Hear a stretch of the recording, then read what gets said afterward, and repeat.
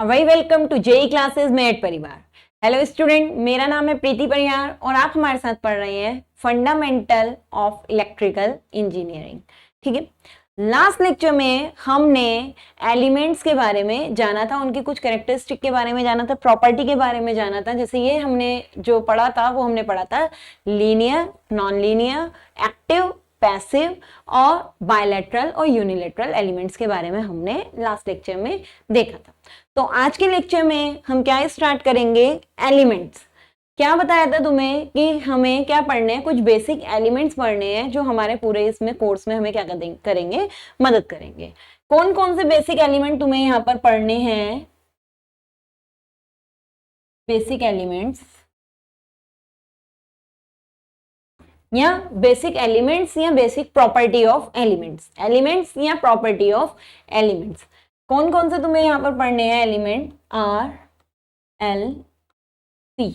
देखो ये जो आर एल सी होते हैं ये एलिमेंट भी होते हैं और प्रॉपर्टी भी होती है। अगर तुम कहोगे रेजिस्टेंस, इंडक्टेंस, कैपेसिटेंस, तब ये क्या हो जाती है, प्रॉपर्टी हो जाती है। लेकिन अगर यहीं पे कहोगे रजिस्टर, इंडक्टर, कैपेसिटर, तब ये क्या हो जाते हैं, एलिमेंट या डिवाइसेस हो जाती हैं। तो हमें यहाँ पर ये दोनों ही चीज पढ़नी है, चाहे हम प्रॉपर्टी पढ़े या हम क्या पढ़े, एलिमेंट पढ़े, या एलिमेंट बोलो या डिवाइस बोलो। तो ये चीज हमें यहाँ पर क्या करनी है, आज कवर करनी है। तो जो सबसे पहले हम स्टार्ट करेंगे वो किस बेसिक एलिमेंट से या किस बेसिक प्रॉपर्टी से हम यहाँ पर शुरुआत करेंगे?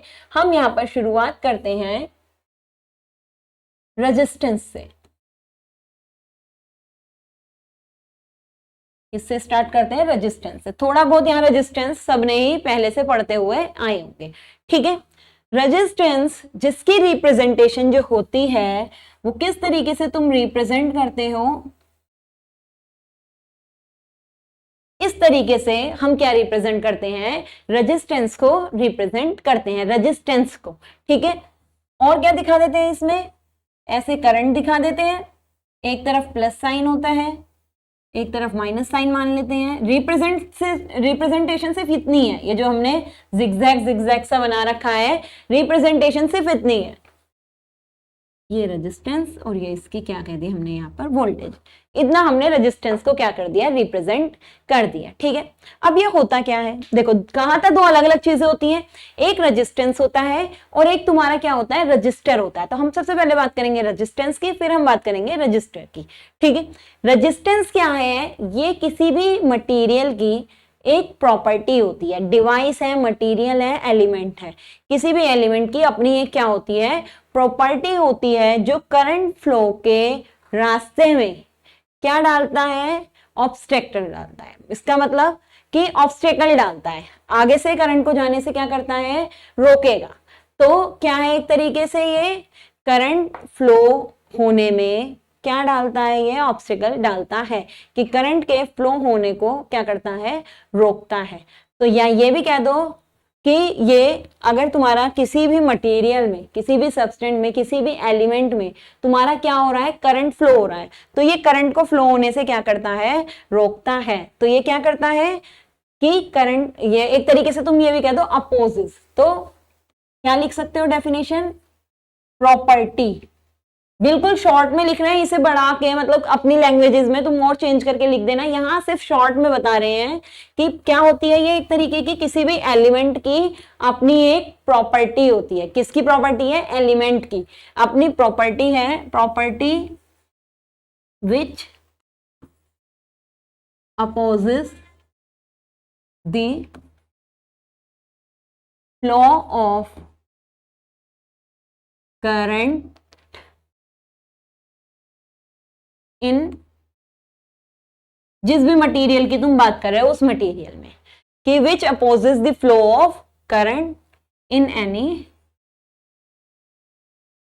मटेरियल। ठीक है, कोई डिवाइस है, उस डिवाइस का नाम लिख देना, मटेरियल लिखना चाहो मटेरियल लिख देना, एलिमेंट लिखना चाहो यहाँ क्या लिख सकते हो, एलिमेंट लिख सकते हो। कि किसी भी चीज में या वो एलिमेंट की अपनी प्रॉपर्टी जो करंट फ्लो के होने से क्या करे, रोके या उसको अपोज करे। चाहे फ्लो ऑफ करंट लिखो, अगर फ्लो ऑफ करंट की जगह क्या भी लिख सकते थे, फ्लो ऑफ चार्ज भी लिख सकते थे, क्योंकि फ्लो ऑफ चार्ज ही हमारा क्या है, करंट है। तो चार्ज के फ्लो होने का या करंट के फ्लो होने का जो अपोज करे, या करंट के फ्लो होने में या चार्ज के फ्लो होने में जो ऑब्स्टेकल लाए, वो ही एलिमेंट की प्रॉपर्टी हमारी क्या कहलाती है, रेजिस्टेंस कहलाती है।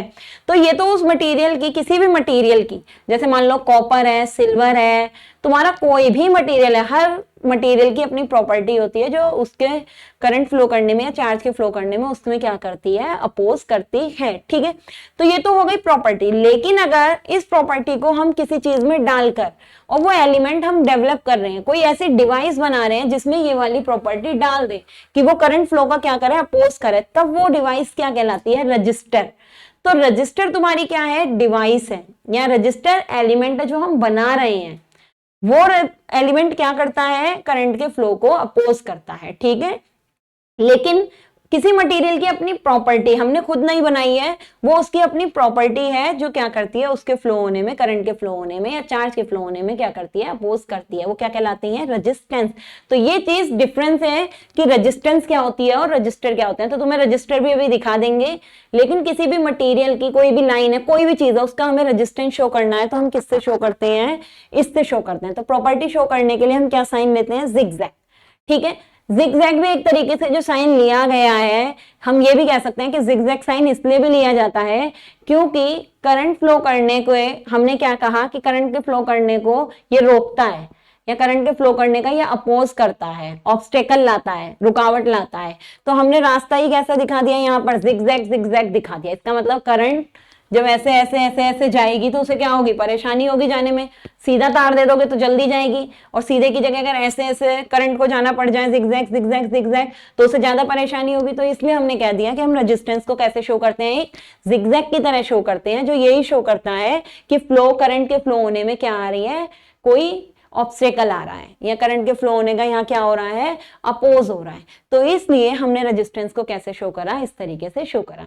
जब भी रेजिस्टेंस को शो करते हैं तो अगर उसमें करंट की डायरेक्शन दिखाते हैं तो वो किस तरीके से दिखाते हैं, प्लस साइन से एंटर होती हुई दिखाते हैं। ठीक है, रेजिस्टेंस को जो हम शो करते हैं तो उसमें जब हम करंट की डायरेक्शन दिखाते हैं तो करंट की डायरेक्शन हम कैसे दिखाते हैं, प्लस से जाती हुई दिखाते हैं और निगेटिव से निकलती हुई दिखाते हैं। ये वोल्टेज हो गई जो मान लो रेजिस्टेंस के अक्रॉस है।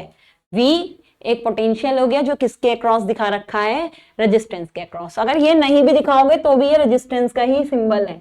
ठीक है, ये तो खाली दिखा दिया कि रेजिस्टेंस में जब करंट दिखाते हैं तो प्लस से क्या करते हुए दिखाते हैं, एंटर करते हुए दिखाते हैं। बाकी चीजें जब और फॉर्मूले या अदर चीज पढ़ोगे उसमें तुम समझ जाओगे। तो ये हमारा क्या है, रेजिस्टेंस है। ये नॉर्मल रेजिस्टेंस की, रेजिस्टेंस क्या है, किसी मटेरियल की प्रॉपर्टी है जो क्या करती है, फ्लो ऑफ करंट का अपोज करती है, या फ्लो ऑफ चार्जेस का किसी भी मटेरियल में क्या करती है, अपोज करती है। तो ये हो गई इसकी प्रॉपर्टी। जो रेजिस्टेंस R इजिकल्स टू होता है, जो रेजिस्टेंस का स्टैंडर्ड फॉर्मूला दिया गया, वो क्या दिया गया, उसकी प्रॉपर्टी को देखते हुए दिया गया, R इजिकल्स टू होता है रो एल अपॉन ए। ठीक है, R इजिकल्स टू हमारा क्या होता है, रो एल अपॉन ए, जहां R तो क्या है, रेजिस्टेंस है, लेकिन जो रो है, R हमारा क्या है, रेजिस्टेंस है, लेकिन रो क्या है, रेजिस्टिविटी या स्पेसिफिक रेजिस्टेंस। ठीक है, क्या कहोगे, रेजिस्टिविटी या स्पेसिफिक रेजिस्टेंस। दोनों चीज यहां पर हम क्या कह सकते हैं, आर को कह सकते हैं। यूनिट क्या होती है, जो आर होता है रेजिस्टेंस, रेजिस्टेंस की यूनिट होती है ओम। रेजिस्टेंस की यूनिट क्या है, ओम। ये रहा सिंबल और लिखते हैं OHM। तो ये कहते हैं, ये जो रेजिस्टेंस सिग्निफिकेंस में आया था, या रेजिस्टेंस को जो मेन बताया था वो ओम साइंटिस्ट थे, अभी ओम्स लो बताएंगे, उसमें रेजिस्टेंस को लाया गया था। तो वहीं से इसकी यूनिट क्या आ गई, ओम आ गई। तो आर क्या है, यूनिट, आर की यूनिट क्या है, ओम है, और रेजिस्टेंस को किससे रिप्रेजेंट करते हैं, आर से रिप्रेजेंट करते हैं। तो रेजिस्टिविटी की यूनिट क्या हो जाएगी, देखो यहां से रेजिस्टिविटी आर की ओम है, एल से तुम्हारा ये मीटर मीटर या सेंटीमीटर सेंटीमीटर होती है, तो यहां से इसकी यूनिट हो जाती है ओम सेंटीमीटर। किसकी, रेजिस्टिविटी की। या तो रेजिस्टिविटी का हो या स्पेसिफिक रेजिस्टेंस का हो। एल तुम्हारी क्या है, लेंथ ऑफ कंडक्टर, मतलब कि जिसमें भी तुम रेजिस्टेंस निकाल रहे हो, जिसकी भी प्रॉपर्टी है, तो लेंथ ऑफ मटेरियल कहो या लेंथ ऑफ कंडक्टर कहो, जिस कंडक्टर की बात हो रही है, सेंटीमीटर में कह सकते हो, मीटर में कह सकते हो। और ए तुम्हारा क्या है, cross sectional area, cross sectional area, cross sectional area. ठीक है, क्रॉस सेक्शनल एरिया क्या है, इसकी यूनिट सेंटीमीटर स्क्वायर। ये तुम्हारा किसका फॉर्मूला होता है, रेजिस्टेंस का फॉर्मूला होता है। R इजिकल्स टू क्या होता है, रो एल अपॉन ए। ठीक है, तो यहां से हम ये भी दिखा सकते हैं कि जो R है वो किस किस चीज पे डिपेंड करता है, रो पे डिपेंड करता है। रो है रेजिस्टिविटी, ये डिपेंड करती है मटेरियल पे। रो का मतलब क्या है, मटेरियल की रेजिस्टिविटी, मटेरियल का अपना एक स्पेसिफिक रेजिस्टेंस। ये भी क्या करता है, करंट फ्लो में ऑब्स्टेकल लाता है, करंट के फ्लो को होने से रोकता है, लेकिन ये स्पेसिफिक होता है। स्पेसिफिक का मतलब क्या है, हर मटेरियल का अपना फिक्स होगा। कॉपर है तो कॉपर का फिक्स है कि 2.1 इंटू 10⁻⁻8 ओम सेंटीमीटर फिक्स है। ऐसी सिल्वर है तो सिल्वर का फिक्स है, एल्यूमिनियम है एल्यूमिनियम का फिक्स है। तो फिक्स कितना प्रॉपर हिंडरेंस ये ला सकते हैं वो तो होता है स्पेसिफिक। लेकिन रेजिस्टेंस क्या होता है, वो डिपेंड करता है मटेरियल पर, लेंथ पर और क्रॉस सेक्शनल एरिया पर। जो भी कंडक्टर है अगर उसकी लेंथ क्या होगी, चेंज होगी। देखो ये आर एल पे डिपेंड कर रहा है, लेंथ जितनी ज्यादा होगी रेजिस्टेंस उतना ज्यादा होगा, एरिया जितना ज्यादा होगा रेजिस्टेंस उतना कम होगा, क्रॉस सेक्शनल एरिया जितना ज्यादा होगा रेजिस्टेंस उतना कम होगा। और रो तो है मटेरियल, मटेरियल बदलता जाएगा रेजिस्टेंस बदलता जाएगा। इसका मतलब रो है material, silver, copper, aluminium, nickel, tungsten, जो भी तुम मटेरियल बदलते जाओगे रेजिस्टेंस का मान क्या होता जाएगा, चेंज होता जाएगा। तो रेजिस्टेंस हमारा डिपेंड करता है किस पे, रो पे, एल पे, ए पे, और एक चीज पे और करेगा टेम्परेचर पे, वो भी हम आगे देख लेंगे। तो ये हो गया मेन रेजिस्टेंस के बेसिक डेफिनेशन कि क्या रेजिस्टेंस है और रेजिस्टेंस का बेसिक फॉर्मूला, रेजिस्टेंस किस किस चीजों पर डिपेंड करता है। तो किन किन चीज पे बता दिया, लेंथ पर डायरेक्टली डिपेंड कर रहा है, लेंथ के डायरेक्टली प्रोपोर्शनल है, एरिया के इनवर्सली प्रोपोर्शनल है, और रो तुम्हारा क्या है, स्पेसिफिक रेजिस्टेंस ऑफ मटेरियल या रेजिस्टिविटी ऑफ मटेरियल जो कि किसी भी एलिमेंट की फिक्स होती है। रो डिपेंड नहीं करता लेंथ और एरिया पर। रो चाहे कैसी भी लेंथ हो, कितना भी एरिया हो मटेरियल का, रो हमेशा क्या रहता है, कांस्टेंट, या रो हमेशा क्या रहता है, फिक्स। तो ये हमने किसके बारे में पता कर लिया, खाली नॉर्मल रो का रेजिस्टेंस और रेजिस्टेंस के फॉर्मूले के बारे में। अब हम रेजिस्टेंस को अगर और जानना है तो रेजिस्टेंस में हम एक चीज और पढ़ते हैं, वो क्या है, ओम्स लॉ। रेजिस्टेंस पढ़ने हैं तो हमें क्या भी पढ़ना पड़ता है, ओम्स लॉ। अब ओम्स ने क्या कहा था कि अगर हम टेम्परेचर को कांस्टेंट रखें, टेम्परेचर को चेंज ना करें, या जितनी भी फिजिकल कंडीशंस हैं, टेम्परेचर, प्रेशर, कोई भी चीज अगर है, इन सबको क्या करें, कांस्टेंट रखें, इन सब में कोई चेंजेस ना करें। तब अगर किसी कंडक्टर के अक्रॉस हमने कोई पोटेंशियल दे रखा है, ये किसी भी कंडक्टर के अक्रॉस हमने कोई पोटेंशियल डिफरेंस दे दिया, मान लो ये हमारा क्या है, कोई कंडक्टर है, ये हमारा क्या है, मान लो कोई कंडक्टर है, और इस कंडक्टर में हमने क्या करा, कोई सप्लाई दी है, ये कोई तार हो गया, वायर हो गया, इसमें हमने क्या दे रखा है, कोई सप्लाई, वी पोटेंशियल यहाँ पर हमने क्या कर दिया, दे दिया। अब इसमें क्या फ्लो होगी, मान लो कोई करंट जा रही है, या इलेक्ट्रॉन इस तरीके से जाएंगे, इलेक्ट्रॉन तो अपोजिट जाते हैं ना, तो करंट इसमें क्या हो रही है, अगर फ्लो हो रही है। तो ओम्स ने ये बताया कि किसी स्पेसिफिक टेम्परेचर पे या किसी कांस्टेंट टेम्परेचर पे, और अगर फिजिकल कंडीशन को भी हम क्या रखें, कांस्टेंट रखें, उस कंडीशन में किसी कंडक्टर में फ्लो होने वाली करंट, किसी कंडक्टर में फ्लो होने वाली करंट उसको दिए गए पोटेंशियल डिफरेंस के, उसको दिए गए पोटेंशियल डिफरेंस या उसको दिए गई वोल्टेज कहो, पोटेंशियल कहो, डायरेक्टली प्रोपोर्शनल होती है। तो ओम्स लॉ के अकॉर्डिंग क्या है, किसी भी मटेरियल में फ्लो होने वाली करंट, किसी भी मटेरियल में मतलब किसी भी कंडक्टर में फ्लो होने वाली करंट उसको दिए गए पोटेंशियल के, उसको दिए गए पोटेंशियल के डायरेक्टली प्रोपोर्शनल होती है। किस पर, एट कांस्टेंट टेम्परेचर, या तो खाली कांस्टेंट टेम्परेचर वर्ड बोल दो, या फिर एट कांस्टेंट, मतलब फिजिकल कंडीशन को हम क्या ना करें, चेंज ना करें, at constant physical condition, physical condition. तो हम क्या कर रहे हैं, अगर फिजिकल कंडीशन को कांस्टेंट रख रहे हैं या टेम्परेचर को कांस्टेंट रख रहे हैं, उस कंडीशन में किसी कंडक्टर में फ्लो होने वाली करंट उस कंडक्टर को दिए गए पोटेंशियल डिफरेंस या उस कंडक्टर को दिए गए पोटेंशियल के डायरेक्टली प्रोपोर्शनल होती है। I is proportional to, equal का साइन लग गया था गलती से, I is proportional to V, I is proportional to क्या होता है V। अब प्रोपोर्शनल का साइन हटना है तो एक प्रोपोर्शनैलिटी कांस्टेंट लाना है, तो किसी किसी जगह V प्रोपोर्शनल टू I भी लिख देते हैं, तो V प्रोपोर्शनल टू I हम यहाँ नहीं लिखेंगे, क्यों? क्योंकि I फ्लो हुई है, I डिपेंड कर रही है किस पे? V पर, तो I प्रोपोर्शनल है V के, V प्रोपोर्शनल नहीं है क्योंकि V फ्लो नहीं कर रहा, V तो हमने दिया है। I प्रोपोर्शनल है, I बदलेगी कब? जब V बदलेगा, तो इसलिए I is proportional to V कहा गया है। तो I is equals to, proportionality का कांस्टेंट होता है यहाँ पर R, इसीलिए जब V बराबर V प्रोपोर्शनल I लिखते हैं तो प्रोपोर्शनल हटा के R लिखते हैं। तो हमने क्योंकि I प्रोपोर्शनल V लिखा है तो यहाँ पर प्रोपोर्शनल हटा के क्या लिखेंगे? 1/R, और होता भी प्रॉपर यही है। तो यहां पर हमने प्रोपोर्शनल साइन हटाया और क्या लगाया? 1/R। तो जब प्रोपोर्शनल का साइन जहां भी हटता है, किसी भी जगह प्रोपोर्शनल साइन हटता है, तो जिस जगह जो प्रोपोर्शनल हटके आता है उसे हम क्या कहते हैं? Proportional constant. तो ये हमारे पे क्या हो गया? प्रोपोर्शनल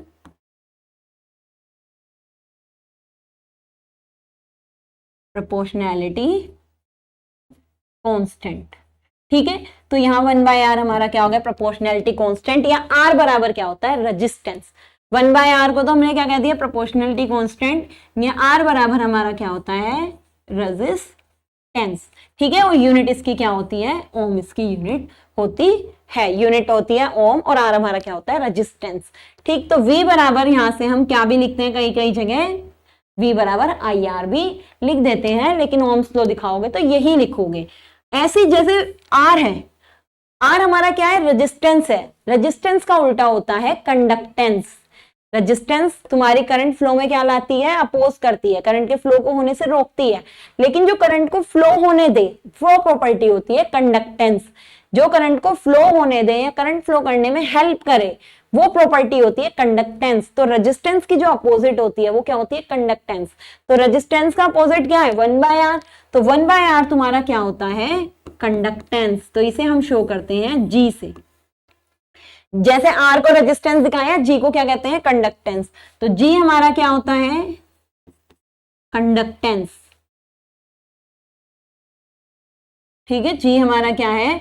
कंडक्टेंस है, यूनिट सीमेंस होती है, लेकिन यहां पर 1/R है तो क्या भी लिख सकते हो? ओम इनवर्स भी लिख सकते हो।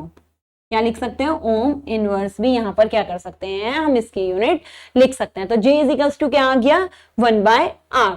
तो यहां पर क्या भी लिख सकते हो? Ohm's law, I is equals to GV, ये भी हो सकता है I is equals to GV भी, या V is equals to IR। ये सब हमारे क्या है? ओम्स लॉ ही होते हैं। वो कंडक्टिविटी के टर्म में हो गया जहां पर हमने G लिख दिया, और IR लिख दिया, वो किसके टर्म में हो गया? रेजिस्टिविटी के टर्म में हो गया। तो ये सब हमारे किसके फॉर्मूले हैं? रेजिस्टेंस के ही फॉर्मूले, और ये पूरा हमारा क्या होता है? ओम्स लॉ ही यहाँ पर होता है, ठीक है। तो हमने यहाँ किसको समझा दिया? ओम्स लॉ को यहाँ पर दिखा दिया, ठीक। तो ओम्स लॉ यहाँ पर अच्छी तरह समझ में आ गया सबको कि ओम्स लॉ यहाँ पर क्या होता है। नेक्स्ट, यहीं पर ही एक और तुम्हारी इसकी ओम्स लॉ की एक और फॉर्म भी होती है जो पॉइंट फॉर्म में होता है। तो पॉइंट फॉर्म वगैरह और तुम्हें यहाँ पढ़ने की जरूरत नहीं है, वो हम किस में दिखाते हैं? करंट डेंसिटी के टर्म में दिखाते हैं। ओम्स लॉ को हम यहाँ पर और किस टर्म में भी दिखा सकते हैं? करंट डेंसिटी के टर्म में भी दिखा सकते हैं। वो हो गया, जैसे ये वाला ओम्स लॉ लगता है, ये वहां पर लगता है जैसे कोई मटेरियल में पूरे का रेजिस्टेंस फैला हुआ है, कि हमने बता दिया इस पूरे का, किसी पूरे का रेजिस्टेंस क्या है? R है, तब हम ओम्स लॉ लगाते हैं। लेकिन अगर किसी एक पूरे मटेरियल में थोड़ी सी जगह का कह दिया कि इतनी जगह का रेजिस्टेंस किसी का R है, तब हम वहां पर क्या लगाते हैं? पॉइंट फॉर्म भी लगा देते हैं, ठीक है। पर यहाँ पर तुम्हें सिर्फ क्या पढ़ने की जरूरत है? इतना ही ओम्स लॉ पढ़ने की जरूरत है। नेक्स्ट तुम्हारा क्या होता है कि अगर तुम्हें कोई ऐसी चीज है, कोई नॉन लीनियर एलिमेंट है, और उसके तुम्हें क्या निकालना है? वहां पर तुम्हें ओम्स लॉ लगा के उसका रेजिस्टेंस या कोई भी चीज पता करनी है, तो तुम तब भी कर सकते हो कि मान लो तुम्हें, अब जो तुम्हारे लीनियर एलिमेंट होते हैं, मतलब जो तुम्हारे नॉर्मल हमने ओम्स लॉ लगाया, वो तुम्हारे कहाँ लगते हैं? लीनियर एलिमेंट, या हम जो ग्राफ भी कहते हैं कि उनका जो ग्राफ आता है वो कैसा आता है? इस तरीके से आता है। जहां भी V बराबर IR लगाया है, ग्राफ तुम्हें कैसे मिलता है? इस तरीके से मिलता है। तो तुम क्या निकाल लेते हो? R की वैल्यू यहाँ पर निकाल लेते हो, ठीक है। अब हम क्या कहें कि मान लो हम पे कोई मटेरियल है और उस मटेरियल का ग्राफ हमारा कैसा है, लीनियर नहीं है। हमारे पे कोई मटेरियल है और उसका ग्राफ हमारा कैसा है, लीनियर नहीं है, कुछ उसकी शेप कैसी है, नॉन लीनियर टाइप की है। और अब हमें यहाँ पर क्या निकालना है, रेजिस्टेंस निकालना है। तो हम नॉन लीनियर ग्राफ का भी क्या कर सकते हैं, रेजिस्टेंस निकाल सकते हैं। लीनियर की तो हमने क्या दी कि ग्राफ ये आता है, बल्कि लीनियर में भी हमारा जो ग्राफ होता है ना, बिल्कुल कभी ये आइडियल केस में होता है कि ग्राफ बिल्कुल क्या आ जाए, स्ट्रेट लाइन आ जाए। ये वाला जो हमने ग्राफ दिखाया है, ये हम क्या कहते हैं कि ये वाला ग्राफ भी कौन सी कंडीशन होती है, बिल्कुल परफेक्ट कंडीशन होगी। कौन सी, आइडियल कंडीशन में ये वाला ग्राफ मिलता है। वरना ग्राफ ये वाला भी हमें क्या मिलता है, थोड़ा बहुत आसपास आसपास मिलता है। इस तरीके से कुछ जो पॉइंट मिलते हैं ना, जरूरी नहीं है इस लाइन के आसपास आसपास पॉइंट मिलते हैं, लेकिन अगर हम उन पॉइंट को मिलाएंगे तो अजीब सा ग्राफ आएगा, टेढ़ा मेढ़ा कोई ग्राफ आएगा। लेकिन आइडियली हम क्या करते हैं, उसको इस तरीके से लाते हैं कि वो लाइन तुम्हारी सीधी ही दिखे। हम क्या मान लेते हैं, उसको एक लीनियर लाइन की तरह ही मान लेते हैं। तो क्या करते रहते हैं, उन पॉइंट के बीच बीच में एक लाइन बना लेते हैं। जो साइड साइड में पॉइंट आते हैं उनको एजप्शन मानते हुए बिल्कुल क्या कर लेते हैं, बीच बीच में एक लाइन बना लेते हैं। तो इतना और तुम्हें डीप में जाने की जरूरत नहीं है, सिर्फ तुम ये पढ़ लो कि हमारे जो नॉर्मल कुछ हमारे एलिमेंट क्या होते हैं, जो लीनियर एलिमेंट ही होते हैं। अभी हमने पढ़े भी थे लीनियर, उनका जो ग्राफ मिलता है हमें वो कैसा मिलता है, बिल्कुल स्ट्रेट लाइन मिलती है। तो इनका रेजिस्टेंस निकालना क्या हो जाता है, आसान हो जाता है। किसी भी पॉइंट पर वैल्यू निकालनी है तो R बराबर V अपॉन आई, R बराबर V upon I. Her point पर तुम यहाँ क्या निकाल सकते हो, R की वैल्यू निकाल सकते हो। लेकिन अगर मान लो तुम पे कोई एलिमेंट है और वहां पर अब तुम्हारे पे जो कर्व आया है यहाँ पर किसी एलिमेंट का, उसका कर्व ऐसा है, तो ये हमेशा उन एलिमेंट का आएगा जो एलिमेंट तुम्हारे क्या होंगे, नॉन लीनियर। वो तो तुम्हारे लीनियर है, लेकिन ये वाले कौन से एलिमेंट होते हैं, non linear. Mostly non linear तुम्हारे कौन से होते हैं, रेजिस्टेंस या नॉन, जो ऐसे कंडक्टर जो नॉन लीनियर आते हैं वो तुम्हारे होते हैं मेटल ऑक्साइड। कभी भी अगर तुम कोई मेटल ऑक्साइड बनाते हो तो जो उन मेटल ऑक्साइड का ग्राफ आता है, एग्जाम्पल क्या है, कोई भी मेटल ऑक्साइड, मोस्टली उनका जो ग्राफ आता है वो हमारा क्या आता है, नॉन लीनियर टाइप का आता है। उस कंडीशन में अगर हमें R फाइंड करना है तो हम क्या करते हैं, इस ग्राफ को भी लीनियर बनाने की कोशिश करते हैं। तो जिस भी जगह हमें अगर रेजिस्टेंस की वैल्यू निकालनी है, हम बस क्या करेंगे, इसमें जिस जगह हमें रेजिस्टेंस की वैल्यू निकालनी है उस जगह लीनियर ग्राफ शो करेंगे। ये रहा, जैसे मान लो हमें यहाँ निकालनी है रेजिस्टेंस की वैल्यू, तो ये ग्राफ यहाँ लीनियर तो है नहीं, ये तो ऐसे गोलाई में जा रहा है। तो यहाँ पर हम क्या करेंगे, इस तरीके से लीनियर एक लाइन खींच लेंगे। यहाँ एक क्या करेंगे, हम सीधी लाइन खींच लेंगे। ऐसे अगर हमें यहाँ वैल्यू निकालनी है तो हम यहाँ एक लाइन खींच देंगे इस तरीके से। यहाँ वैल्यू निकालनी है तो यहाँ लाइन खींच देंगे, यहाँ वैल्यू निकालनी है यहाँ लाइन खींच देंगे। तो हम यहाँ इस तरीके से क्या करते जाते हैं, एक लाइन खींचते जाते हैं। वहां पर जहां पर भी हमें वैल्यू निकालनी है, जिस पॉइंट पर भी, वहीं पे हमने क्या करी है, स्ट्रेट लाइन खींची है, उसके सीधे जो एंगल आएगा वो हमारा क्या आ जाता है, स्लोप आ जाता है। तो यही स्लोप जो होता है ये हमें किसकी वैल्यू देता है, रेजिस्टेंस की वैल्यू देता है। थीटा की वैल्यू अगर तुम देखते हो कि जितना तुम्हारा ग्राफ सीधा होता जाता है, जितना तुम्हारा ग्राफ क्या होता जाएगा, स्टेडी स्टेट में जाता जाएगा, उतना ही थीटा यहाँ पर क्या आता जाता है, धीरे धीरे धीरे धीरे घटता जाता है। ठीक है, यहाँ जो लाइन का स्लोप होता है, यहाँ हमारा जो लाइन का स्लोप होता है वही हमारा क्या कहलाता है, रेजिस्टेंस की वैल्यू कहलाती है। यहाँ जो या फिर यहाँ जो स्लोप है वही हमारा इक्वल किसके है, स्लोप, किसी भी लाइन का जो स्लोप होता है वो हमारा कितना होता है, tan थीटा के बराबर होता है। तो स्लोप बराबर यहाँ पर कितना होगा, tan थीटा होगा। और यही जो स्लोप आएगा, यही जो लाइन का स्लोप है वो हमारा किसके बराबर होता है, स्लोप ऑफ कर्व या slope of line is equals to resistance. तो रेजिस्टेंस की वैल्यू आ जाएगी, यहाँ थीटा निकल जाएगा, थीटा का tan कर देना, तो जो भी tan थीटा होगा वही हमारी किसकी वैल्यू होगी, रेजिस्टेंस की वैल्यू होगी। तो इस तरीके से अगर हमें कोई नॉन लीनियर भी ग्राफ दिया है, हम उस नॉन लीनियर ग्राफ की भी यहाँ पर क्या निकाल सकते हैं, रेजिस्टेंस की वैल्यू निकाल सकते हैं। ठीक है, अब यहाँ पर हमें क्या पता चल रहा है, देखो जितना करंट बढ़ रहा है, करंट इंक्रीज कर रहा है, उतना थीटा की वैल्यू क्या होती जा रही है, छोटी होती जा रही है। तो हम ये कह सकते हैं यहाँ कि जितना हमारा यहाँ करंट की वैल्यू बढ़ती जाती है उतना ही हमारा जो स्लोप है tan थीटा जो यहाँ पर है वो क्या हो रहा है, घटता जा रहा है, तो उतना ही जो हमारा स्लोप होता है tan थीटा, उसकी वैल्यू क्या होती जाती है, डिक्रीज होती जाती है। जितना स्लोप घटेगा, स्लोप कर्व का स्लोप ही तो हमारा क्या है, रेजिस्टेंस, उतना ही हमारा रेजिस्टेंस भी क्या होता जाता है, कम होता जाता है। तो कोई भी ग्राफ, जितनी उसमें नॉन लीनियर ग्राफ है, करंट की वैल्यू जैसे जैसे बढ़ती जाती है, करंट की वैल्यू जैसे जैसे बढ़ती जाएगी, उसमें हमारा स्लोप क्या होता जाएगा, छोटा छोटा। या एंगल भी हम क्या देख रहे हैं, धीरे धीरे धीरे देखो एंगल बिल्कुल ही जीरो होता जा रहा है, तो एंगल उतना ही छोटा होता जाएगा। जितना tan थीटा, थीटा छोटा है, tan थीटा भी हमारा क्या आएगा, छोटा आएगा। tan थीटा या स्लोप छोटा आ रहा है, तो हमारा रेजिस्टेंस की वैल्यू ही स्लोप है, रेजिस्टेंस भी हमारा धीरे धीरे क्या होता जाता है, डिक्रीज होता जाता है।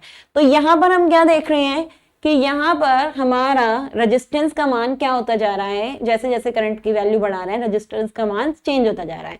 तो ये किसकी प्रॉपर्टी भी शो करता है, ये एक तरीके से प्रॉपर्टी शो कर रहा है वेरिएस्टर की। तो जो हमारे मेटल ऑक्साइड के बनाए जाते हैं, वो क्या बनाए जाते हैं, वेरिएस्टर बनाए जाते हैं। वेरिएस्टर तुम्हारे क्या है, वेरिएबल रजिस्टर।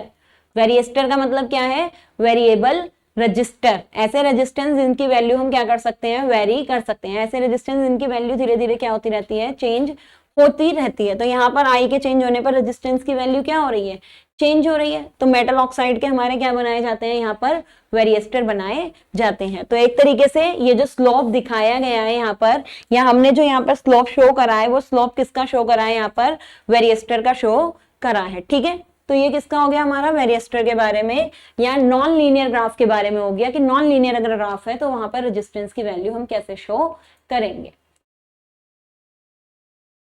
अब रेजिस्टेंस का एक तुम्हें एग्जांपल और बता देते हैं कि अगर कहीं पर रेजिस्टेंस की वैल्यू निकालनी है तो हम रेजिस्टेंस की वैल्यू और कैसे निकाल सकते हैं। या कोई हम पे केबल है, अगर कोई केबल दे दी है, या कोई ऐसा वायर दे दिया है जिसकी रेडियस अंदर कुछ और है और बाहर पूरे में रेडियस कुछ और है, और हमें बीच में किसी भी मिनिमम से मैक्सिमम रेडियस तक कितना रेजिस्टेंस इसका रहेगा वो निकालना है, या फिर इंसुलेशन रेजिस्टेंस निकालना है किसी भी केबल का, तो हम कैसे निकाल सकते हैं उसको भी हम यहाँ पर देख लेते हैं। तो एक और एग्जांपल यहाँ पर हो गया कि हम कोई भी ऐसी केबल दे दी इंसुलेशन रेजिस्टेंस निकालने के लिए, या नॉर्मल केबल दे दी जिनकी रेजिस्टेंस, या होलो केबल दे दी और पूछ लिया कि इसका रेजिस्टेंस कितना होगा वो बताइए, तो वो हम कैसे निकाल सकते हैं।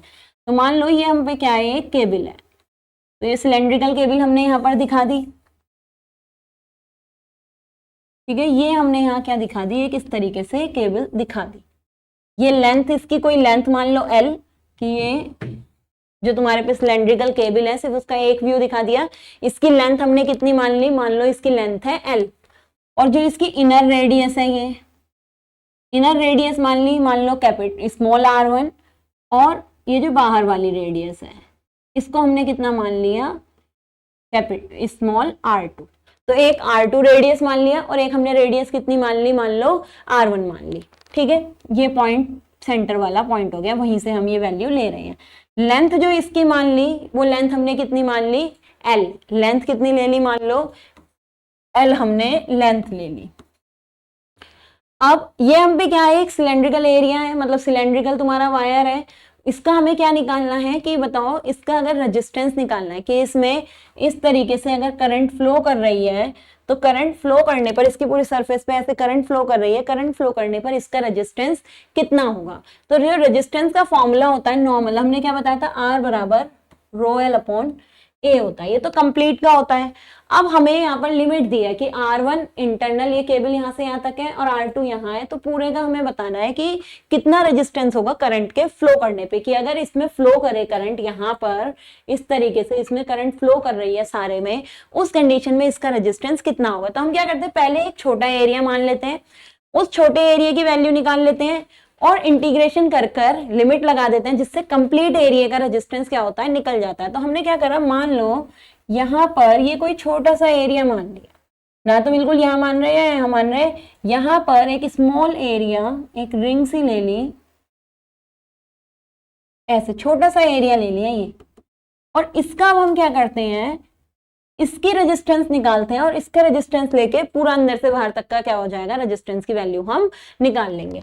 तो जो ये वाला एरिया, ये वाली हमने ली है रिंग, ठीक है, इसकी हम क्या मानते हैं, जो इसकी थिकनेस है या जो इसकी लंबाई है वो कितनी मान ली, dx। छोटा सा एरिया माना है, इतने पूरे सिलेंडर में हमने बस क्या करा है, एक छोटा सा एरिया मान लिया पूरी लेंथ में बस एक ये रिंग छोटी सी काट ली, जिसकी हमने जो लंबाई बोली कि जो इसकी लेंथ होगी या थिकनेस जो हम कह रहे हैं वो कितनी है, dx इसकी थिकनेस है, ठीक है। तो dx हमने इसकी क्या मान ली, थिकनेस मान ली। अब ये जो इससे दूरी पर है, ये इससे माना कितनी दूरी पर है, x दूरी पर है, ये यहाँ इससे कितनी दूरी पर है, x दूरी पर है, और x दूरी पर इसकी जो थिकनेस है वो कितनी ले ली, या जो इसकी लेंथ होगी वो हमने कितनी ले ली, dx इसकी लेंथ ले ली। अब अगर ये वाला फॉर्मूला अप्लाई करेंगे तो इस फॉर्मूले की वैल्यू क्या होगी, अब हमने थोड़ा सा वैल्यू जो पूरे सिलेंडर में से छोटे से पार्ट का रेजिस्टेंस निकालना है, तो हम क्या लेंगे, dr इज इक्वल्स टू रो का कोई फर्क नहीं पड़ता, चाहे लेंथ छोटी हो बड़ी हो, किसी भी चीज पर रो का क्या नहीं पड़ता, कोई इफेक्ट नहीं पड़ता, तो रो ही रहेगा। लेकिन लेंथ हम कंप्लीट लेंथ ना लेकर, पूरे लेंथ ना लेकर, हमने सिर्फ कितनी लेंथ का लिया है, dx के लिए लिया है, तो लेंथ की जगह कितना आ जाएगा, dx आ जाएगा। ए तुम्हारा क्या होता है, क्रॉस सेक्शनल एरिया होता है जिस भी चीज की तुम बात कर रहे हो। तो करंट तुम्हारी इस तरीके से फ्लो कर रही है, तो ये हो गया एरिया। रेजिस्टेंस जब किसी भी चीज का निकालते हैं तो उसमें जो करंट फ्लो करती है वो लेंथ की तो डायरेक्शन में फ्लो करती है, लेकिन एरिया की कैसे फ्लो करती है, परपेंडिकुलर। तो किसी भी चीज का जब करंट फ्लो होती है, हम यहाँ जब रेजिस्टेंस लेते हैं उसमें जो एरिया लेते हैं, एरिया कौन सा लेते हैं, करंट के परपेंडिकुलर। क्योंकि किसी भी मटेरियल में रेजिस्टेंस अगर फाइंड आउट करना है तो एरिया लिया जाता है करंट के परपेंडिकुलर और लेंथ ली जाती है करंट की डायरेक्शन वाली। तो लेंथ तो हमने ले ली करंट की डायरेक्शन वाली, एरिया कैसे लेना है, परपेंडिकुलर। तो अगर ऊपर का ये एरिया लेना होता तो सर्कल होता, लेकिन हमें एरिया कौन सा लेना है, परपेंडिकुलर। तो परपेंडिकुलर कौन सा एरिया है, ये वाला, और यहां से हमें ये क्या दिख रहा है, सिलेंडर दिख रहा है। तो हमें सिलेंडर का क्या लेना है, क्रॉस सेक्शनल एरिया लेना है। सिलेंडर का क्रॉस सेक्शनल एरिया क्या होता है, 2 पाई आर एच, एच हाइट होती है, आर रेडियस होती है, तो हमें क्या लेना है, 2 पाई आर एच। तो 2 पाई, अब हम पे आर रेडियस जो है वो कौन सी है, एक्स है, हम इसकी ले रहे हैं ना, इस वाली लेंथ की, तो रेडियस कितनी है, एक्स, तो हम क्या लेंगे यहाँ 2 पाई एक्स। और एच की जगह हमारे पास क्या है, लेंथ, एच की जगह क्या है, लेंथ, हाइट होती है, वैसे हम यहाँ क्या ले रहे हैं, एच ले रहे हैं। तो ये हमारा फॉर्मूला कितना आ गया, रो dx अपॉन 2 पाई एक्स एल, ये निकल गया। अब हमें यहाँ से डिफरेंशियल तो हो गया एक छोटे पार्ट का, हम क्या करना है, पूरे का निकालना है। तो पूरे के निकालने के लिए क्या करना पड़ता है, इंटीग्रेशन करना पड़ता है। इसका इंटीग्रेशन करा तो इंटीग्रेशन से डिफरेंशियल का साइन हट गया। कहां से कहां तक का निकालना है, R1 से R2। R1 तुम्हारी इंटरनल रेडियस है, R2 तुम्हारी क्या है, एक्सटर्नल रेडियस। तो हमें R1 से R2 का निकालना है, रो dx अपॉन 2 पाई एक्सएल। तो R इज इक्वल्स टू, जो कांस्टेंट है उसे बाहर लिया हो, R 2 पाई एल कांस्टेंट है, तो अंदर तुम्हारा जो बचता है R1 R2 1 by x dx। 1 by x dx मतलब 1 बाय एक्स का तुम्हारा जो इंटीग्रेशन होता है वो क्या होता है, ln होता है। तो R is equals to rho by 2 pi L ln, तो ln आ गया 1 बाय एक्स का। अब लिमिट कैसे रखी जाती है, upper limit minus lower limit, तो R2 माइनस R1, और माइनस में लॉग में क्या होता है, डिवाइड हो जाता है। तो तुम्हारा क्या आ गया, R is equals to rho by 2 pi L ln R2 upon R1।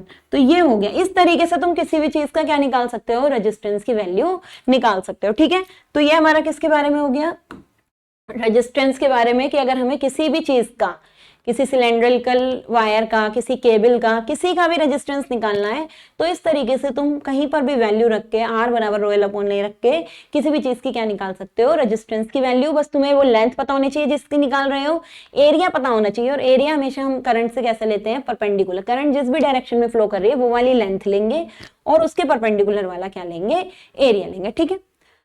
अब और रेजिस्टेंस के बारे में हम क्या बात करते हैं कि जो रेजिस्टेंस होता है वो हमारा किस किस चीज पे, कहा था, लेंथ पर और एरिया पर क्या करता है, डिपेंड करता है। जो हमारा रेजिस्टेंस होता है वो डिपेंड करता है टेम्परेचर पर भी। क्या चीज तुम्हें कही थी कि हमें टेम्परेचर कैसा रखना है, कांस्टेंट रखना है। ये कहा था कि किसी कांस्टेंट टेम्परेचर पर, या फिजिकल कंडीशन कैसी होनी चाहिए, कांस्टेंट होनी चाहिए, चेंज नहीं होनी चाहिए। वो किस लिए, हमारा कोई भी मटेरियल में रेजिस्टेंस आता ही क्यों है, या रेजिस्टेंस है ही क्यों, वो अगर समझ जाओगे तो हम ये भी समझ जाएंगे कि टेम्परेचर को हमने कांस्टेंट क्यों रखा। देखो होता क्या है, कोई भी अगर मटेरियल होता है, उस मटेरियल में क्या होते हैं, शुरुआत में स्टार्टिंग में अगर नॉर्मल कोई मटेरियल है या कंडक्टर या डिफरेंट डिफरेंट मटेरियल है, कुछ में इलेक्ट्रॉन फ्री होते हैं, कुछ में तुम्हारे इलेक्ट्रॉन क्या नहीं होते, फ्री नहीं होते। लेकिन ये जो इलेक्ट्रॉन फ्री हुए हैं, स्टार्टिंग फर्स्ट लेक्चर में तुम्हें बताया था कि चार्ज अगर वो क्या कर रहा है, दे रहा है, लूज कर रहा है, या चार्ज को अगर वो क्या कर रहा है, गेन कर रहा है, मतलब इलेक्ट्रॉन को अगर गेन कर रहा है तो उसका नेट चार्ज अलग होता है, अगर इलेक्ट्रॉन को लूज कर रहा है तो उसका नेट चार्ज अलग होता है। ये चीज कही थी कि अगर चार्ज को, इलेक्ट्रॉन को वो लूज कर देता है तो लूज करने पे नेट चार्ज 0 से ज्यादा हो जाता है, तो वो पॉजिटिवली चार्ज हो जाता है।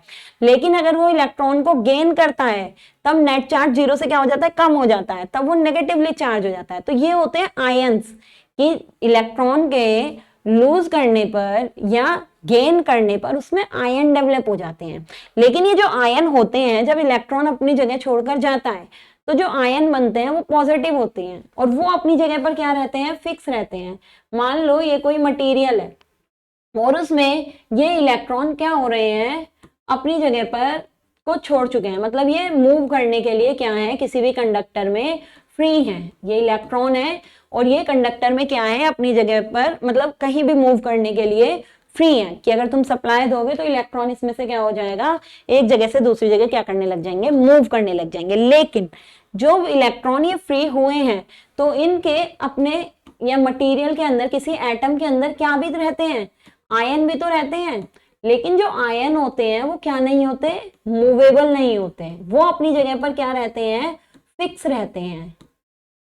इन इलेक्ट्रॉनों ने जो जगह छोड़ी थी उसकी जगह जो हमारे आयन्स बने थे वो आयन क्या नहीं करते, मूव नहीं करते, बल्कि वो अपनी जगह पर क्या रहते हैं, फिक्स रहते हैं। अब होता क्या है, जब तुम इसे सप्लाई देते हो, पोटेंशियल देते हो या टेम्परेचर बढ़ाते हो किसी भी थ्रू, और टेम्परेचर भी हमारा एक तरीके से किससे बढ़ता है, सप्लाई देने पर ही बढ़ता है।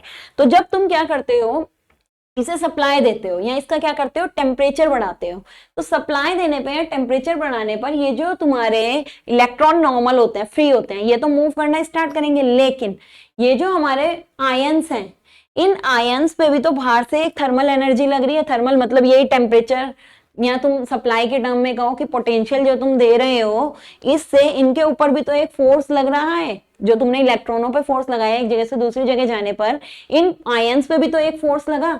तो जब ये आयन पे फोर्स लगता है, या ये कहो जब इलेक्ट्रॉन एक जगह से दूसरी जगह जाते हैं, तो वो किसी एनर्जी के साथ जाते हैं, काइनेटिक एनर्जी के साथ, और वो इलेक्ट्रॉन इन आयंस से भी क्या करते हैं, टकराते हुए ही तो जाते हैं। तो इन आयंस में भी क्या होती है, काइनेटिक एनर्जी आती है। लेकिन ये आयन अपनी जगह से क्या नहीं कर सकते, मूव नहीं कर सकते।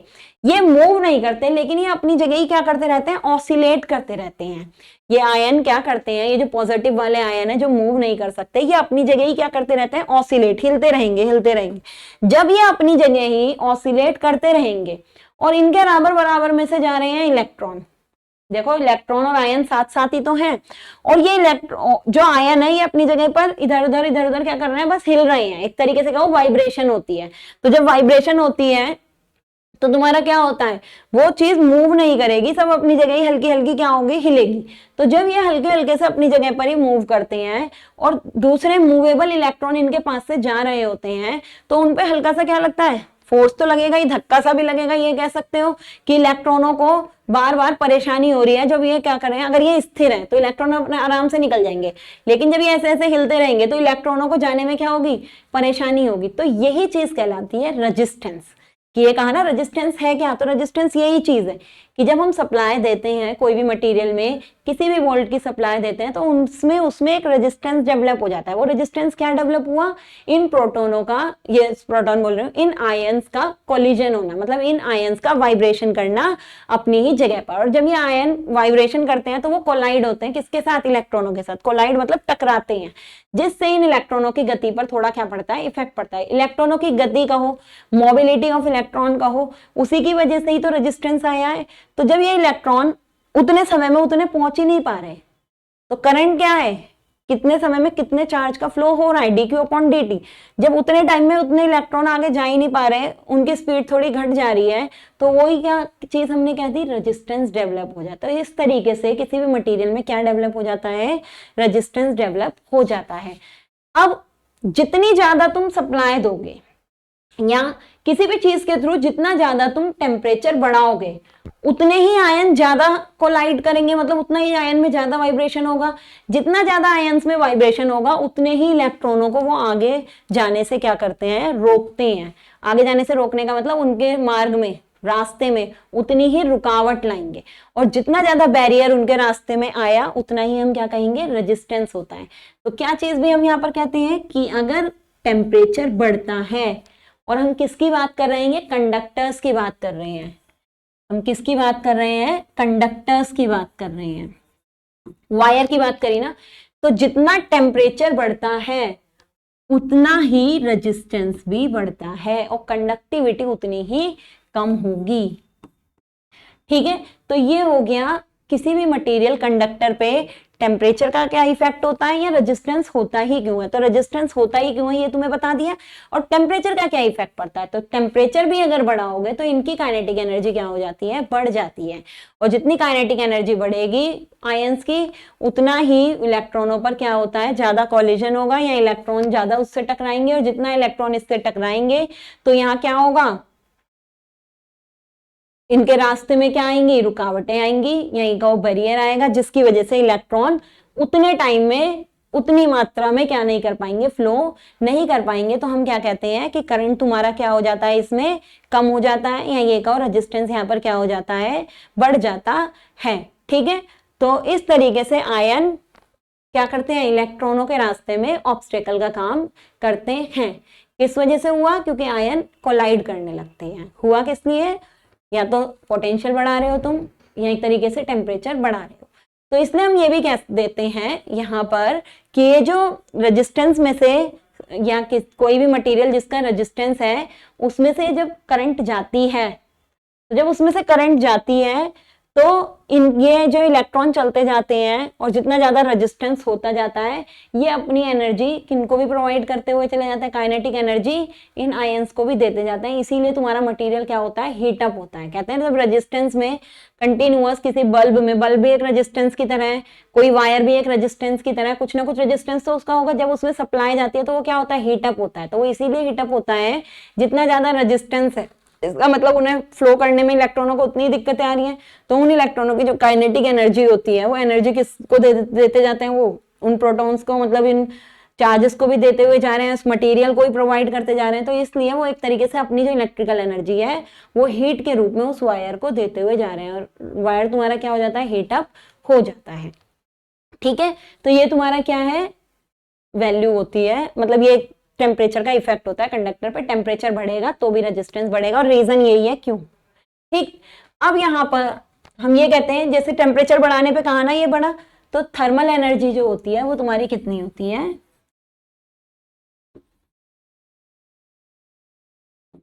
थर्मल एनर्जी हमारी कितनी होती है, kT। ठीक है, कितनी होती है थर्मल एनर्जी, kT। T क्या है, टेम्परेचर, केल्विन में या सेंटीग्रेड में किसी में लिख सकते हो। और K तुम्हारा क्या होता है, बोल्ट्जमैन कांस्टेंट। ठीक है, K होता है बोल्ट्जमैन कांस्टेंट और T क्या होता है, टेम्परेचर। अब रेजिस्टेंस और टेम्परेचर का क्या यहाँ पर रिलेशन है, क्या कहा है, प्रोपोर्शनली तो होता है, T बढ़ेगा तो R बढ़ेगा। तो एक हम फॉर्मूला भी लिख देते हैं, रो की टर्म में लिख लो पहले। रो रेजिस्टिविटी है, जो रेजिस्टिविटी और टेम्परेचर में संबंध है वही तुम्हारा किस में रिलेशन है, रेजिस्टेंस और टेम्परेचर में। तो रो इज इक्वल्स टू, हमने क्या कहा कि स्टार्टिंग में टेम्परेचर कुछ और होगा तो रेजिस्टेंस कुछ और होगा, टेम्परेचर बढ़ाओगे तो रेजिस्टेंस क्या हो जाएगा, कुछ और हो जाएगा। तो इसका मतलब जो रेजिस्टेंस डिपेंड कर रहा है वो किस पे कर रहा है, टेम्परेचर पे डिपेंड कर रहा है और इनिशियल रेजिस्टेंस पे डिपेंड कर रहा है। तो R is proportional to R naught and R is proportional to temperature, delta T मतलब चेंज इन टेम्परेचर। तो जो ओवरऑल फॉर्मूला बन जाता है वो क्या बन जाता है, तुम्हें पूरा नहीं निकाल के दिखा रहे, ये पहले भी पढ़ चुके होंगे, डायरेक्ट लिख रहे हैं 1 plus alpha into delta T।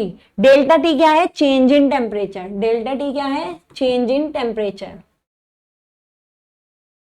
Change in temperature. Kelvin में या सेंटीग्रेड में भी लिख देते हैं। ठीक है, और अल्फा तुम्हारा क्या है, टेम्परेचर कोफिशिएंट ऑफ रेजिस्टेंस। क्या है अल्फा, टेम्परेचर कोएफिशिएंट ऑफ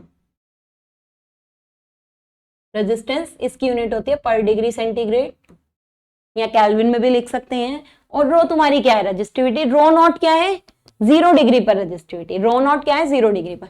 तो जिस तरीके से रो लिखा है सेम उसी तरीके से क्या लिख देते हो, आर। तो आर इज इक्वल्स टू होता है R naught 1 plus alpha into delta T. ठीक है, तो सेम देखो आर इज प्रोपोर्शनल टू किसके प्रोपोर्शनल है, चेंज इन टेम्परेचर के, या टेम्परेचर कोफिशिएंट। ठीक है, अब यहाँ क्योंकि टेम्परेचर के बढ़ने पर रेजिस्टेंस बढ़ता है तो इसलिए हम क्या कहते हैं, कंडक्टर का टेम्परेचर कोफिशिएंट कैसा होता है, पॉजिटिव। ये तुम्हारे कैसे होते हैं, पॉजिटिव टेम्परेचर कोफिशिएंट वाले होते हैं, क्योंकि टी और आर प्रोपोर्शनल है। जैसे टी बढ़ रहा है आर भी क्या हो रहा है, बढ़ रहा है। तो इसका टेम्परेचर कोफिशिएंट कैसा होता है, टेम्परेचर कोफिशिएंट इसका हमेशा क्या होता है, पॉजिटिव होता है। कैसा है टेम्परेचर कोफिशिएंट, पॉजिटिव। तो temperature coefficient of resistance of conductors are positive. Conductors का टेम्परेचर कोफिशिएंट ऑफ रेजिस्टेंस कैसा होगा, पॉजिटिव। ये चीज तुम्हें क्या करनी है, यहाँ याद रखनी है। ठीक है, अब यहाँ पर और हम क्या चीज बता सकते हैं रेजिस्टेंस के बारे में, कि रेजिस्टेंस कितनी एनर्जी एब्जॉर्ब करता है, या रेजिस्टेंस की पावर क्या होती है। ये पावर का फॉर्मूला रेजिस्टेंस के अक्रॉस कितना होता है। देखो power P is equals to हमें निकालनी है, पहले भी हमने पढ़ा था P इज इक्वल्स टू क्या आया था, VI आया था। तो यहाँ भी हम पावर का फॉर्मूला वैसे ही लिख सकते हैं। तो यहाँ पर P इज इक्वल्स टू, अगर इंस्टेंटेनियस लेनी है, लास्ट में फर्स्ट लेक्चर में भी बताया था, अगर इंस्टेंटेनियस लेनी है तो T, अगर कोई भी चीज एनर्जी है, पावर है, कोई भी चीज इंस्टेंटेनियस लेनी है तो टी टाइम साथ में लेके चलना है, क्योंकि इंस्टेंटेनियस का मतलब उस प्रॉपर टाइम पर पावर बताओ, उस प्रॉपर टाइम पे एनर्जी बताओ, उस प्रॉपर टाइम पे वोल्टेज बताओ।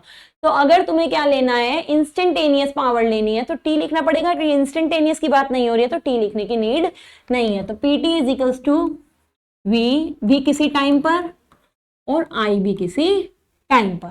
तो ये तुम्हारा किसका फॉर्मूला होता है, पावर एब्जॉर्ब का। जो तुम्हारा रेजिस्टेंस होता है वो पावर को क्या करता है, एब्जॉर्ब करता है। इसका मतलब आई तुमने क्या कहा था, ऐसे प्लस से एंटर होते हुए दिखाओगे। हमेशा याद रखना रेजिस्टेंस में आई प्लस से एंटर होते हुए दिखाएंगे। ठीक है, ये रेजिस्टेंस है और वी इसके अक्रॉस क्या है, वोल्टेज की वैल्यू है। तब हम क्या कहते हैं कि जो आर होता है वो पावर को या एनर्जी को क्या करता है, एब्जॉर्ब करता है।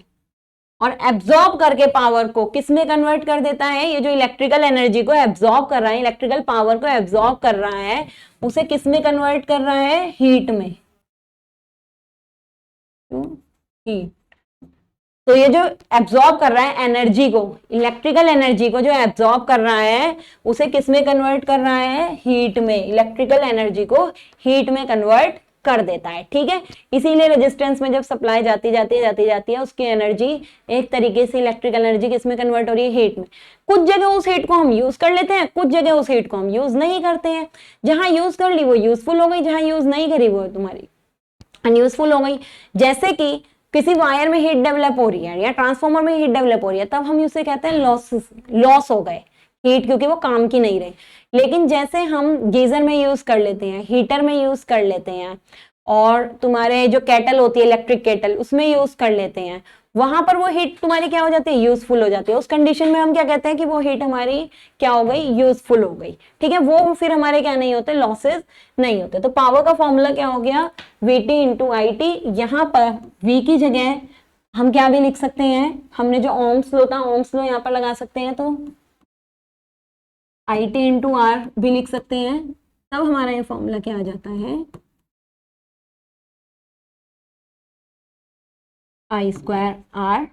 या फिर और हमारा पावर का क्या फॉर्मूला बन सकता है यहाँ पर, VT IT की जगह V/R, तो V² अपॉन R। ये हमारा किसका फॉर्मूला हो गया, पावर का फॉर्मूला हो गया, किसके अक्रॉस, रेजिस्टेंस के अक्रॉस। यहाँ हम किसका भी लिख सकते हैं, जैसे पावर का लिखा है ऐसे ही हम एनर्जी का भी लिख सकते हैं। एनर्जी इज इक्वल्स टू क्या होती है, VI/T। तो खाली किसकी मल्टीप्लाई करनी है, T की। यहाँ हम क्या कहेंगे, इतनी पावर रेजिस्टेंस क्या करता है, एब्जॉर्ब। कौन सी पावर है ये, इंस्टेंटेनियस, क्योंकि यहाँ हमने कौन से वर्ड का यूज करा है, T का यूज करा है। तो ये हमारी कैसी पावर है, इंस्टेंटेनियस पावर यहाँ पर हो जाती है। तो ये सारा हमारा किसके बारे में हो गया, रेजिस्टेंस के बारे में यहाँ पर हो गया। तो जैसे हमने यहाँ किसके बारे में बताया, रेजिस्टेंस। हमने क्या कहा था, रेजिस्टेंस एक क्या होती है, प्रॉपर्टी होती है। रेजिस्टेंस क्या है, प्रॉपर्टी है। लेकिन अगर इस प्रॉपर्टी का यूज करके हम कोई एलिमेंट या डिवाइस बना रहे हैं, वो हमारे क्या हो जाते हैं, रजिस्टर। अगर इस प्रॉपर्टी का यूज करके हम कोई एलिमेंट बना रहे हैं, वो हमारे क्या होते हैं, रजिस्टर। तो रजिस्टर हमारे क्या है, एलिमेंट या डिवाइस। रजिस्टर हमारे क्या है, एलिमेंट या device which uses the property of resistor.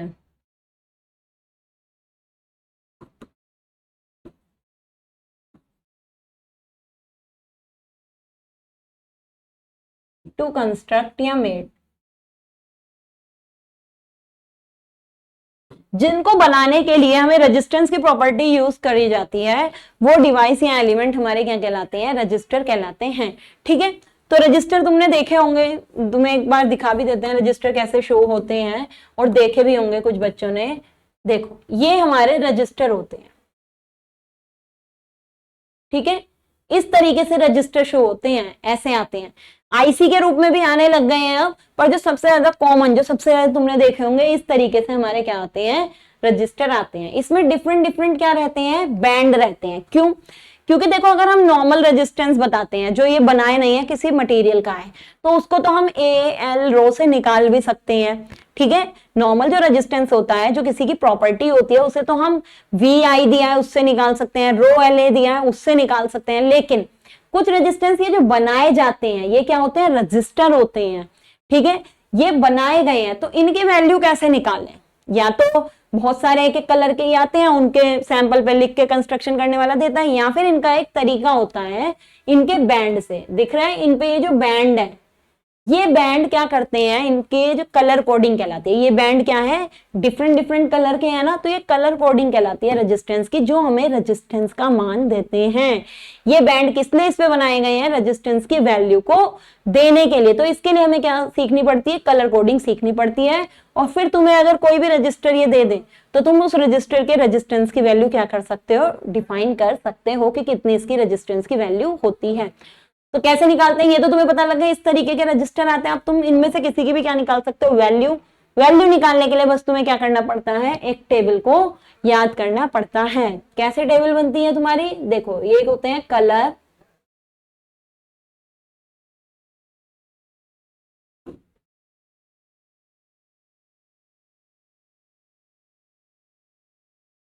Colour,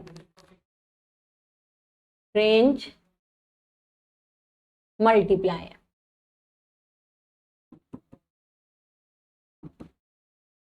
colour कहां से स्टार्ट होता है, ब्लैक से। Black, brown, red, orange, yellow, green, blue, violet, black, brown, violet,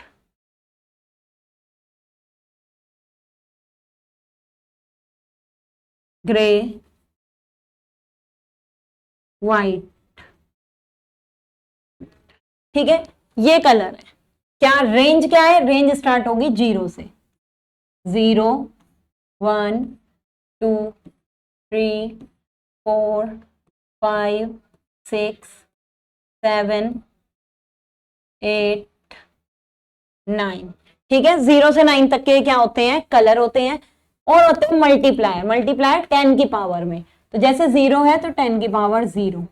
ठीक है, ये इनके आगे वाले ही हैं, इसलिए एरो बना के दिखा रहे हैं, ताकि ऊपर नीचे ना हो जाए, तुम लोग कंफ्यूज ना हो जाए। तुम्हें ये एरो बनाने की कोई जरूरत नहीं है, खाली ये एरो किस लिए बनाए हैं, ताकि ये बताएं कि इनके लिए ये रेंज है और इनके लिए ये वाले मल्टीप्लायर है। 10 की पावर 0, 10 की पावर 1, 10 की पावर 2, ये एंड तक लिख लेना, 10 की पावर 9 तक।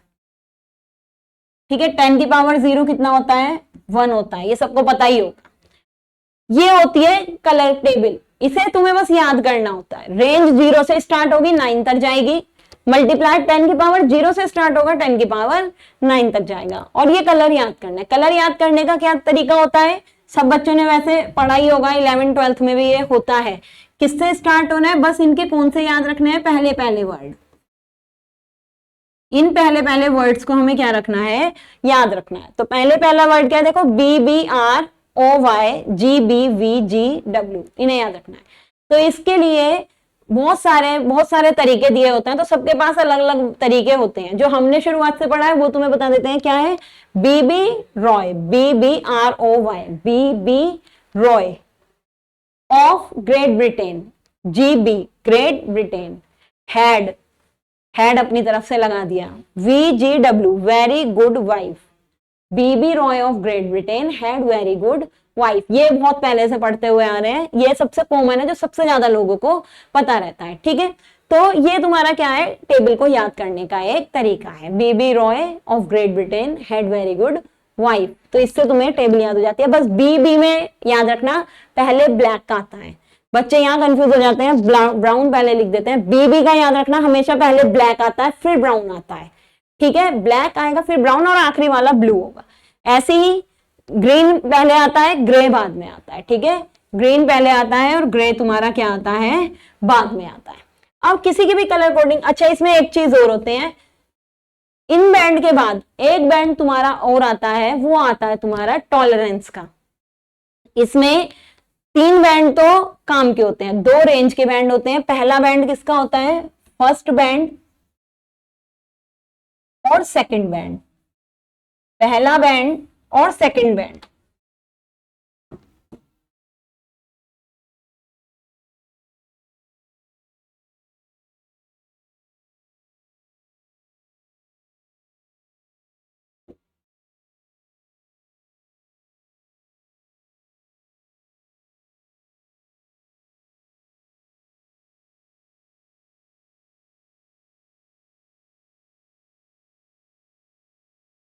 ठीक है, अब इसमें जो फर्स्ट बैंड होता है, फर्स्ट और सेकंड बैंड, वो तो बताता है रेंज। ठीक है, पहला और दूसरा बैंड तो क्या बताता है, रेंज। किसी भी रेजिस्टेंस का पहला और दूसरा बैंड क्या बताएगा, रेंज। जो तीसरा बैंड होता है, थर्ड बैंड वो बताता है मल्टीप्लायर। तो थर्ड बैंड की जगह क्या लिखते हो तुम, मल्टीप्लायर। और जो फोर्थ बैंड होता है वो बताता है टॉलरेंस। फोर्थ बैंड क्या बताता है, टॉलरेंस। टॉलरेंस क्या होती है कि कोई भी रेजिस्टेंस जब बनाया है तो बिल्कुल ऐसा तो है नहीं एग्जैक्ट उतना ही ओम का बन जाएगा। एग्जैक्ट 500 किलो ओम का बनाया तो 500 किलो ओम का बन जाएगा, उसमें थोड़ी बहुत ऊपर नीचे वैल्यू भी हो सकती है। तो टॉलरेंस एक तरीके से होती है एरर इन रेजिस्टेंस, कि रेजिस्टेंस की वैल्यू जितनी दी गई है उसमें हमारा इतने ऊपर नीचे इतना परसेंटेज कम या ज्यादा हो सकता है, तो इतनी एरर हमें लेके चलनी पड़ेगी। तो फोर्थ बैंड क्या बताता है, एरर, या फिर फोर्थ बैंड बताता है टॉलरेंस। अब टॉलरेंस के लिए भी 3 कलर होते हैं, देखो कौन कौन से। अगर कोई कौन कौन से कलर हैं फोर्थ बैंड के लिए, जो कलर दिए गए हैं, गोल्ड। अगर गोल्ड दिया है तो उसकी टॉलरेंस होती है ±5%। इसका मतलब 5% ऊपर नीचे, जो ज्यादा भी हो सकता है, 5% कम भी आ सकता है। अगर सिल्वर है तो सिल्वर की टॉलरेंस होती है ±10%, कि अगर 500 ओम वैल्यू दी है तो 500 ओम में 10%, 500 ओम से ज्यादा भी हो सकता है, 10% 500 ओम से कम भी हो सकता है। ठीक है, अगर कोई बैंड नहीं दिया चौथे नंबर पे, सिल्वर और गोल्डन में से कोई बैंड नहीं दिया तो नो बैंड। अगर कोई बैंड नहीं है चौथे नंबर पे तो टॉलरेंस होती है ±20%। ठीक है, तो ये हमारी किसकी वैल्यू है, टॉलरेंस की वैल्यू है। कोई बैंड नहीं है तो 20% प्लस माइनस, गोल्ड दिया है तो ±5, सिल्वर दिया है तो ±10। अब हम देख लेते हैं यहां से। देखो अब पहला रेजिस्टेंस देखो, इसमें देखो पहला कलर कौन सा है, येलो। तो येलो का रेंज देखो क्या है, 4। सेकंड बैंड कौन सा दिया है, वॉयलेट। वॉयलेट की रेंज देखो, वॉयलेट की रेंज कितनी है, 7। तो पहले 2 बैंड जो है वो क्या बताएंगे, रेंज। तो पहले 2 बैंड पे जाना, रेंज। तीसरा बैंड देखो ऑरेंज, तो ऑरेंज पे जाओ। और ऑरेंज तीसरे बैंड का देखना है मल्टीप्लायर, तो तीसरे बैंड का क्या है मल्टीप्लायर, तो मल्टीप्लायर ऐसे मल्टीप्लाई करके ही लिखो या डायरेक्ट मल्टीप्लाई कर दो 10 की पावर 3 की 47 में, ठीक है, तो दोनों तुम्हारी मर्जी है मल्टीप्लायर। चौथा बैंड क्या है गोल्डन, फोर्थ क्या है गोल्डन, तो गोल्डन की कितनी है तुम्हारी प्लस माइनस 5%, तो प्लस माइनस 5%, इतना ओम आ गया रेजिस्टेंस। तो इसे क्या भी बोल सकते हैं 47 किलो ओम भी बोल सकते हैं, देखो यहाँ किलो है ना ये, तो इसको क्या भी लिख सकते हैं, किसी को अगर लिखनी हो 47 किलो ओम भी लिख सकते हैं, 47 kilo ohm plus minus 5% error या टॉलरेंस, ठीक है। इसको देखो तीनों क्या है रेड, गोल्डन से कभी स्टार्ट नहीं करेंगे, कलर से ही स्टार्ट करेंगे, इसीलिए तो कहा था रेजिस्टेंस बायलैटरल है, कैसा भी लगा दो किसी भी तरफ से भी लगा दो कोई फर्क नहीं पड़ेगा, पर जो हमें स्टार्टिंग करनी है कलर की वो कहां से करनी है कलर वाले से। तीनों क्या है रेड है, तो तीनों ही रेड में चले जाओ, क्या है 2 2, तो 2 2 10 की पावर 2, और बैंड कौन सा है गोल्डन, तो ये आ गया तुम्हारा इसकी वैल्यू। यहां पे देखो अब तुम्हारे ये क्या है, अच्छा ये भी मैरून सा दिखा दिया, पर मैरून और रेड एक सा ही है, और ऑरेंज देखो बिल्कुल ही अलग है, तो वो भी तुम्हारा क्या है रेड। अच्छा ये ब्राउन है, ब्राउन, ये ब्राउन है, ये कलर तुम्हारा क्या आ रहा है ब्राउन, तो ब्राउन ब्लैक ब्राउन, ब्राउन का कितना है 1, ब्लैक का कितना है 0, फिर ब्राउन 10 की पावर 1, और लास्ट गोल्डन 5%, तो 10 इंटू 10 की पावर 1 मतलब 100 प्लस माइनस 5% ऑफ, ये तुम्हारा यहां पर हो गया। फिर ये ब्राउन ग्रीन रेड, ब्राउन कितना है 1, ग्रीन कितना है 5, रेड कितना है 2, और लास्ट में क्या है गोल्डन, ठीक है। तो ये तुम्हारे हो गए, इन्हें अब तुम्हें खुद करके देखने हैं। तो ये तुम्हें किसकी वैल्यू भी बता दी कि रजिस्टर क्या होता है, रजिस्टर की अगर दे रखा है तुम्हें तो उसकी कलर से तुम उसकी रेंज कैसे निकाल सकते हो कि उनका रेजिस्टेंस कितना होगा। किसी को अगर प्लस माइनस 5% भी करना है ना, जैसे 100 का प्लस माइनस 5% है, इसका मतलब इसका रेजिस्टेंस कितना हो सकता है 105 ओम भी हो सकता है, 95 ओम भी हो सकता है, 95 ओम भी हो सकता है, और 105, इसका मतलब 95 से 105 के बीच में हो सकता है, तो एरर आ सकती है 5% की, ठीक है। तो ये तुम्हारे को किसकी वैल्यू दिखा दी कि रेजिस्टेंस में के जो प्रॉपर्टी है उसका यूज करके हम एक एलिमेंट बनाते हैं जिसे हम क्या बोलते हैं रजिस्टर बोलते हैं, और रजिस्टर तुम्हारे किस तरीके से दिखते हैं और कैसे हम रजिस्टर के रेजिस्टेंस की वैल्यू को शो करते हैं, ठीक है। तो यहां तुम्हारा कौन सा टॉपिक कंप्लीट हो जाता है रेजिस्टेंस, कौन सा एलिमेंट रजिस्टर एलिमेंट, या कौन सी प्रॉपर्टी रेजिस्टेंस प्रॉपर्टी खत्म हो जाती है।